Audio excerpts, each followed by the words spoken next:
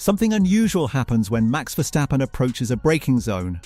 If you watch closely on the onboard cameras, especially in slow motion, the car begins to lose speed even before the braking phase seems fully developed.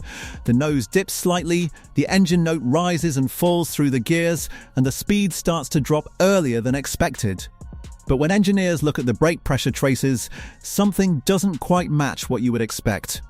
The brake pedal input is often slightly lower or slightly shorter than other drivers around the same part of the circuit, and yet the car slows down just as effectively. Sometimes it even appears to decelerate more smoothly than the cars around him. It almost looks like Max Verstappen is reducing speed without relying entirely on the brakes, and that strange pattern has appeared again and again in telemetry comparisons. The car seems to settle into the corner earlier, rotation begins earlier, and the transition from braking to turning often looks unusually calm. Engineers who studied the data began to notice that the speed reduction didn't always match the brake pressure in the way they expected, and that raised a strange question inside the paddock. How could a Formula One car slow down this efficiently without showing higher brake input? Because in modern Formula One, braking is supposed to be the main tool for reducing speed, and every driver relies on it. Yet something about Max Verstappen's approach to corners looked different, and the difference was subtle enough that most people watching races never noticed it at all. In Formula One, slowing the car normally follows a predictable pattern. Drivers approach the braking zone at maximum speed and then apply heavy brake pressure in a short, intense burst. The brake pressure rises quickly toward its peak, and the car decelerates rapidly. The suspension compresses, the tires load up, and most of the speed reduction happens in a straight line before the driver begins to turn. As the car approaches the corner entry, the driver gradually releases the brakes in what engineers call trail braking. That gradual release keeps some load on the front tires, helping the car rotate into the corner.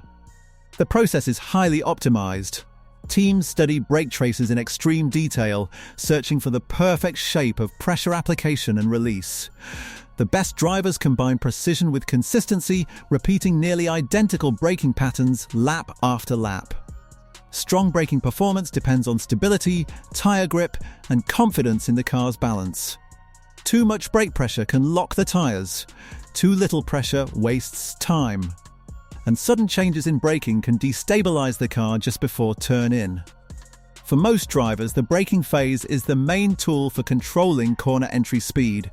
It defines how the car behaves during the entire first half of the corner.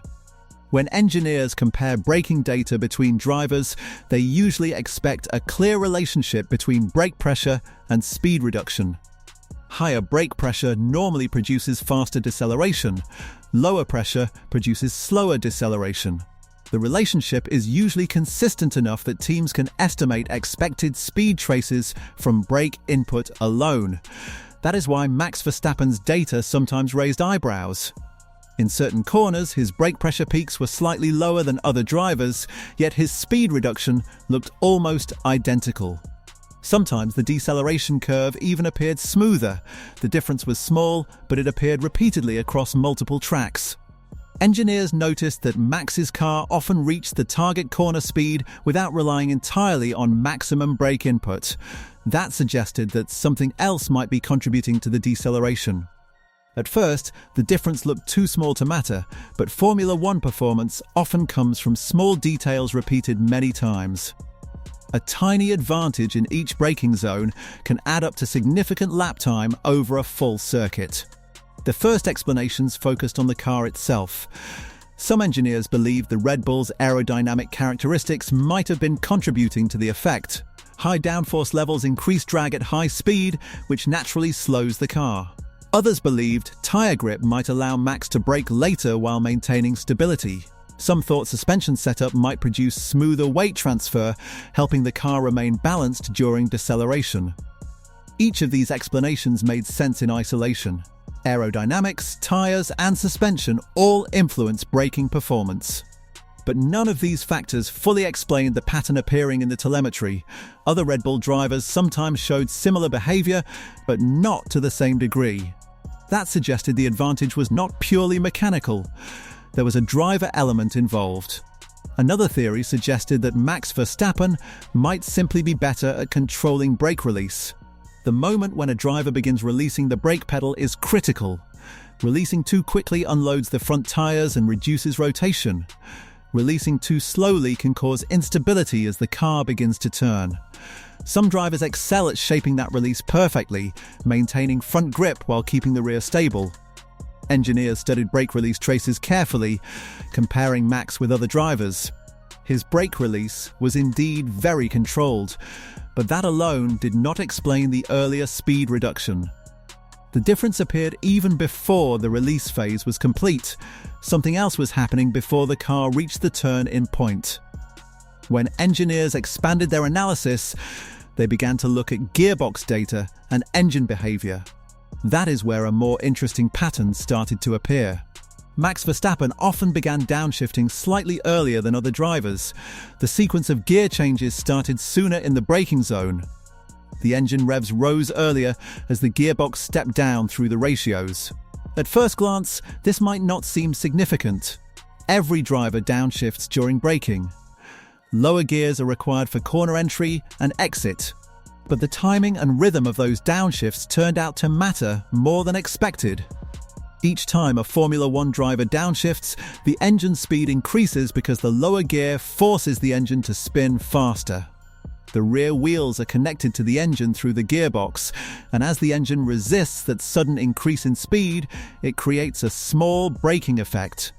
This effect is subtle compared to the braking system, but it is always present. The engine naturally resists being spun faster by the wheels, and that resistance translates into a small amount of deceleration. Engineers refer to this effect as engine braking, and although it exists in every car, the way a driver uses it can vary significantly. At first, engine braking did not seem important enough to explain the pattern in the telemetry. The braking system is powerful enough to slow a Formula One car from extreme speeds in just a few seconds. Compared to that level of force, engine braking is relatively small. But when engineers looked more carefully, they began to see that Max Verstappen was using engine braking more effectively than most drivers. By initiating downshifts earlier and managing the transition between gears smoothly, he allowed the engine to contribute consistently to the deceleration phase. Instead of relying entirely on peak brake pressure, he combined braking with controlled engine resistance. This created a smoother deceleration curve. The car began slowing slightly earlier and continued slowing in a more progressive way. The difference was subtle enough that it did not stand out immediately in the brake pressure data, but it appeared clearly in speed traces. The earlier speed reduction helped stabilize the car before turn-in. Instead of arriving at the corner entry with a sharp drop in speed, Max often approached with a more controlled deceleration pattern. That stability allowed him to begin turning the car slightly earlier and with greater confidence. Engine braking also helped maintain rear stability during braking. Heavy braking transfers weight forward, reducing grip at the rear tires. If the rear tires become too lightly loaded, the car can become unstable. Engine braking distributes part of the deceleration force through the drivetrain instead of entirely through the front brakes. That distribution helps keep the rear tires engaged with the track surface. The result is a more balanced car during the braking phase. A stable rear end allows the driver to approach the limit of braking without fear of sudden rotation. But the advantage did not stop there. The smoother deceleration also improved the transition into the corner. When braking is abrupt, the car experiences sudden load changes that can upset balance. When deceleration is progressive, weight transfer happens more smoothly. That smooth transfer helps the tires maintain grip as the driver begins steering input. Max Verstappen's braking phases often showed exactly that kind of smooth transition.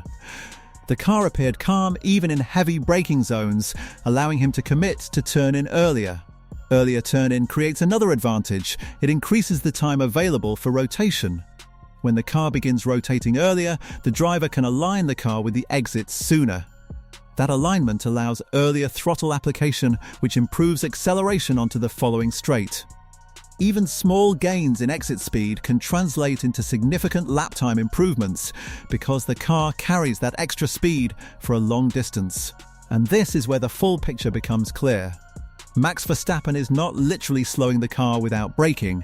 The brakes are still essential, and they provide most of the deceleration.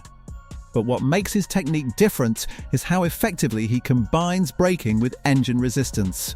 Earlier downshifts allow the engine to assist in slowing the car. Controlled transitions between gears maintain stability. Smooth deceleration keeps the car balanced, and that balance allows earlier rotation and earlier throttle. The strange effect that engineers noticed was the result of many small details working together. The car appeared to slow without extra braking because part of the deceleration was coming from the engine itself. The brake traces alone did not tell the whole story. Only by combining brake data, speed traces, and gearbox behavior did the pattern become clear. This is the kind of advantage that rarely appears in obvious ways. It does not look dramatic on television. It does not produce spectacular moments. Instead, it produces small gains repeated hundreds of times. Each braking zone becomes slightly more efficient. Each corner entry becomes slightly more stable. Each exit becomes slightly faster. And in Formula One, that is often how the biggest advantages are created. Not through one large difference, but through many small ones that work together. Max Verstappen's ability to use engine braking effectively is one of those subtle advantages. It helps explain why his car often looks calm even at the limit, and why his corner entries appear so controlled. The brakes still do most of the work, but the engine plays a quiet supporting role. And that combination allows Max Verstappen to slow the car in a way that looks almost effortless, even when he is pushing at the very edge of performance.